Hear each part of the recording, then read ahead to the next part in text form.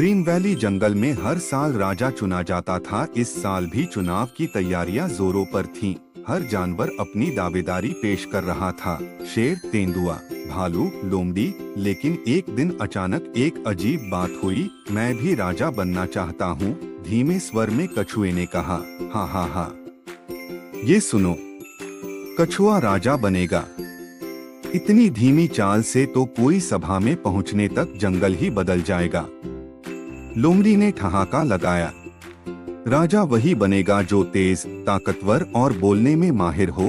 हाथी ने भी तंज कसा, लेकिन कुछ जानवर चुप थे। तोता मिट्ठू, हिरनी रिमी और उल्लू बाबा कछुए की तरफ सहानुभूति से देख रहे थे।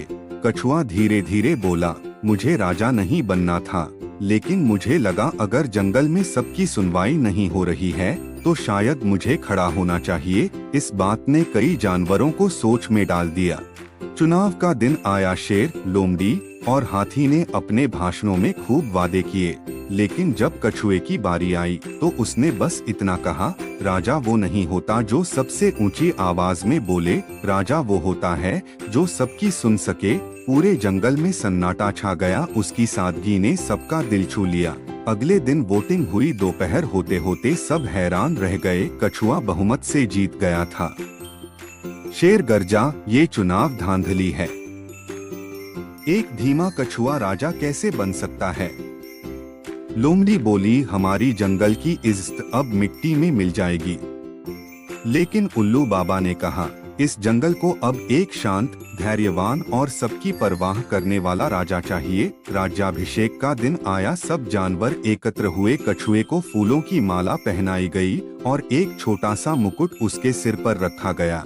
लेकिन तभी शेर सभा में आया और बोला, मैं यह अपमान सहन नहीं कर सकता, मैं जंगल छोड़ रहा। उस रात बारिश तेज हो गई। शेर, जो गुस्से में जंगल छोड़ चुका था, एक खतरनाक दलदल में फंस गया। बचाओ, कोई है?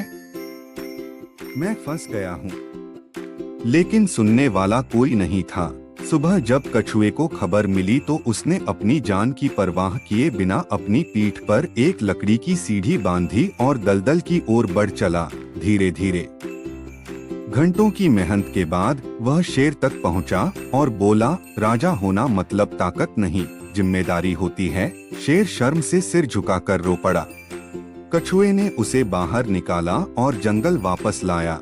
अगले दिन शेर ने सभा में आकर सबके सामने माफी मांगी और बोला, आज से मैं कछुए को अपना राजा ही नहीं, अपना गुरु मानता हूँ।